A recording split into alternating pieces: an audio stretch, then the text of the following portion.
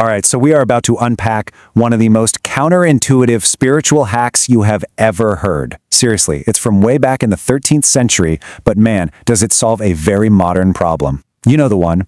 How do you actually grow when the world is screaming at you to just be seen? Okay, so here it is. This comes from the incredible 13th century spiritual master Ibn Ata'illah al-Sakandari. He says, "Bury your existence in the earth of obscurity." I know. It's super poetic, maybe a little dramatic, and if we're being honest, it's kind of confusing, right? Exactly. Like, what in the world does that even mean? Are we supposed to just, delete all our social media, pack up and go live in a cave somewhere, become a total hermit? Well, let's break this down, because the real answer is so much deeper than that. Okay, so our first section, the strangest advice ever. And let's be real. In this day and age, this advice sounds completely backwards. Think about it. Everything today tells us to build our personal brand, get more followers, increase our visibility, show off every little thing we do, right? We literally curate our entire lives online just so we can be seen. So, yeah, this whole idea of burying yourself in obscurity, it sounds like a one-way ticket to failure. But what if it's the total opposite? What if it's actually the secret to real success? So how do we even start to make sense of this? Well, that brings us to our next part. You are a seed. And to really get this, we have to completely shift our perspective.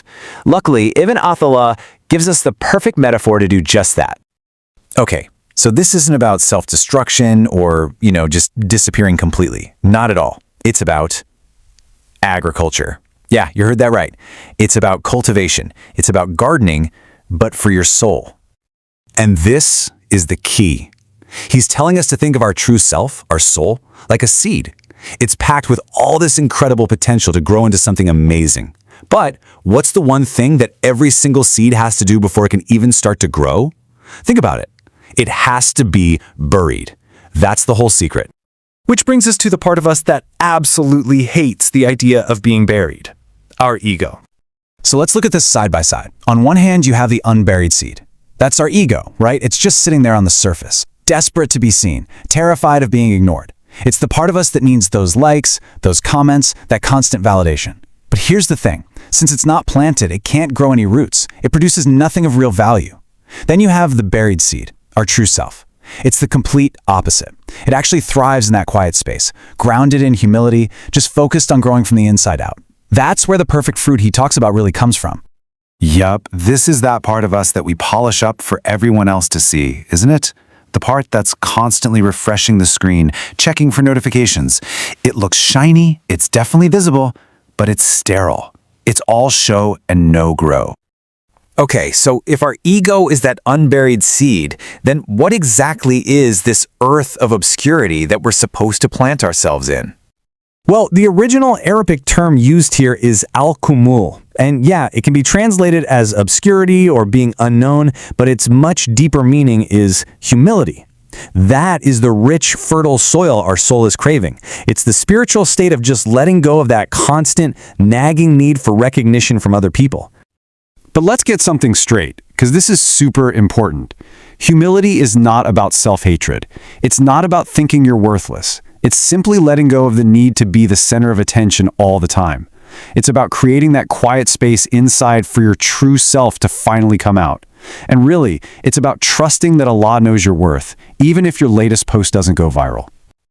Okay, so now for the best part, the payoff. What actually happens when you finally plant that seed in the soil of humility?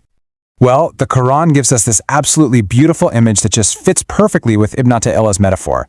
It says, a good word, which is like true faith planted in the heart, is like a good tree. It's not just sitting on the surface. Nope. Its roots go deep, its branches reach high, and it's always, always productive. And this just lays out the whole process so clearly. Look, you start with the seed. That's the kalimat tayyibah, the good word. You plant it in the soil of humility. From there, it grows these deep, strong roots where no one can even see them.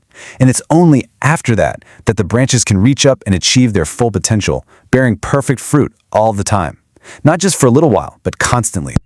So there you have it. The paradox is solved. It turns out, by being buried in humility, you actually grow to become more fruitful and more impactful than ever before. By letting go of that desperate need to be seen, you allow your soul to grow into something that is truly worth seeing. So what does all this mean for you and me, right here, right now? This is the question I really want you to think about. What happens when you stop trying so hard to be seen and you start instead trying to grow? In your career, in your relationships, in your spiritual journey? What amazing things are just waiting to blossom right under the surface if you only give them the chance?